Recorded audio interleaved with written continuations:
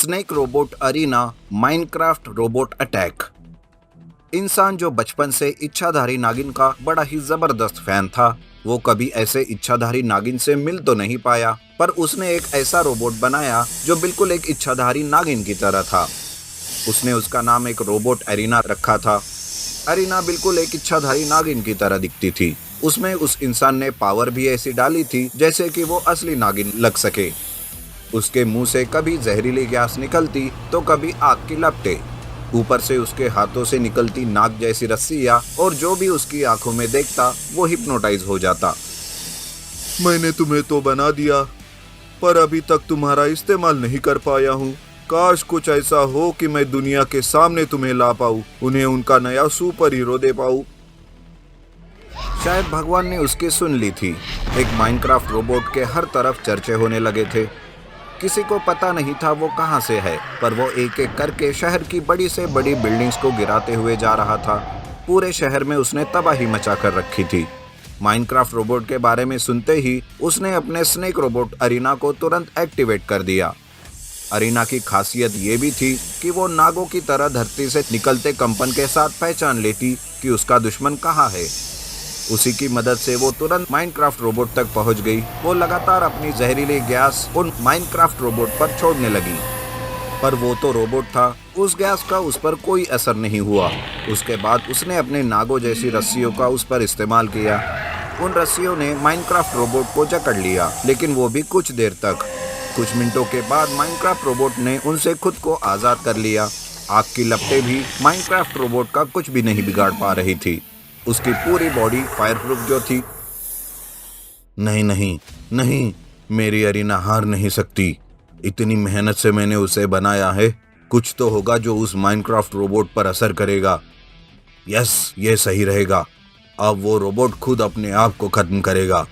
Arena, उसे hypnotise कर दो और उसे खुद को डिस्ट्रॉय करने के ऑर्डर दो।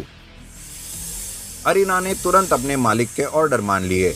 वो बल खाती हुई माइनक्राफ्ट रोबोट के सामने, ठीक उसके चेहरे के सामने खड़ी हो गई और अपनी नीली आंखों से उसे हिप्नोटाइज करने लगी। देखते ही देखते माइनक्राफ्ट रोबोट पूरी तरह से उसके काबू में आ चुका था। अरीना उसे एक बड़े से खाली मैदान में लेकर गई। अरीना और माइनक्राफ्ट रोबोट बिना अपने पल के झपकाए खड़े थे। अरीना ने तुरंत उसे खुद को डिस्ट्रॉय करने के ऑर्डर दे दिए। माइनक्राफ्ट रोबोट ने अपने सिर का ढक्कन खोला और वो न जाने वहां पर रखे किसी बटन को दबा दिया। उसके ऐसा करते ही अरीना तुरंत उससे दूर चली गई और देखते ही देखते माइनक्राफ्ट रोबोट बड़े धमाके के साथ फटकर टुकड़े टुकड़े हो गया। यस, फाइनली मेरी अरीना ने ये कर दिखाया। शहर वालों, तुम्हें नया सुपर हीरो मिल चुका है। अब तुम्हें किसी से डरने की कोई जरूरत नहीं। अरीना अपने इम्तिहान में पूरी तरह से खरी उतर चुकी थी। माइनक्राफ्ट रोबोट के चितड़े हो चुके थे, इसलिए शहर वाले भी निश्चिंत हो गए। पर वो अरीना को ढूंढ पाते इससे पहले ही अरीना अपने मालिक के पास सुरक्षित वापस लौट गई। Underground giant hole robot versus JCB robot. एक महाभयानक रोबोट डॉग ने दूसरी दुनिया से हमारी दुनिया में प्रवेश कर लिया था। अब वो और उसके लोग हमारी दुनिया पर कब्जा जमाने की कोशिश में लगे थे।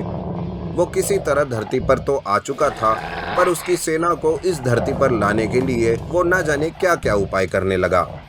आखिरकार बड़ी मेहनत के बाद उसे एक ऐसी जगह मिल गई जहां से हमारी दुनिया से उसकी दुनिया तक रास्ता खुल सकता था। अब जल्द ही मैं हमारी दुनिया का दरवाजा खोल दूंगा और मेरी सारी सेना मिलकर इस धरती पर आक्रमण कर देगी और फिर इस धरती पर सिर्फ हमारा राज होगा, सिर्फ हमारा। यहाँ रोबोट डॉग के आने की खबर कुछ लोगों को मिल चुकी थी। उन्हें आने वाले खतरे का आभास हो चुका था। रोबोट डॉग को ढूंढने के लिए उन्होंने अपने जेसीबी रोबोट को उसके पीछे भेज दिया। रोबोट डॉग से निकलते रेडिएशंस का पीछा करते करते जेसीबी रोबोट उसके पीछे जाने लगा।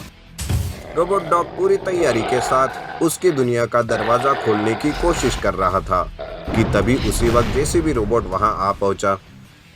तो इंसानों ने अपने खिलौनों को भेजा है मुझे रोकने के लिए। इस टीन के डब्बे को तो मैं ऐसे ही मसल कर रख दूंगा। आज मुझे इस दरवाजे को खोलने से कोई नहीं रोक सकता, कोई भी नहीं।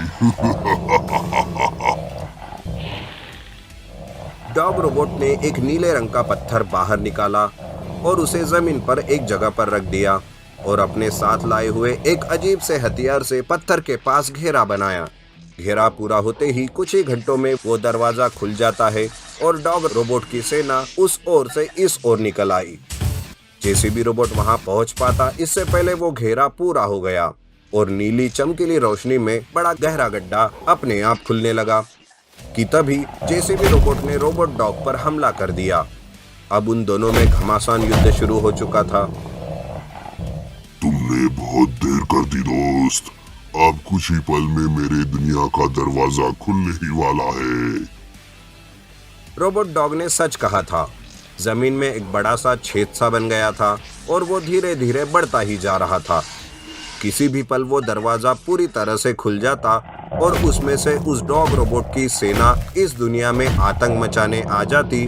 उससे पहले जेसीबी रोबोट अपनी पूरी ताकत से उस रोबोट डॉग से लड़ रहा था कि तभी अचानक उसकी नजर उस गड्ढे की तरफ गई और उसने अपनी पूरी ताकत के साथ रोबोट डॉग को उठाकर आधे खुले गड्ढे में फेंक दिया और बिना देर किए उस नीले पत्थर को एक ही झटके के साथ चूर चूर करके रख दिया। पत्थर के चकनाचूर होते ही वो दरवाजा जिस तरह से खुला था ठीक उसी तरह से अपने आप बंद होने लगा। रोबोट डॉग बंद होते हुए गड्ढे से बाहर निकालने की कोशिश में लगा था, पर जेसीबी रोबोट ने उसकी ये कोशिश भी नाकाम कर दी और उसे फिर से उस गड्ढे में धकेलकर उस गड्ढे को हमेशा के लिए बंद कर दिया। पत्थर के नष्ट होने की वजह से रोबोट डॉग और उसकी दुनिया के लोगों के इस तरफ आने के सारे रास्ते भी बंद हो गए। एक बड़ी जीत के साथ जेसीबी रोबोट उस टूटे हुए पत्थर के टुकड़ों को समेटकर अपने साथ ले गया।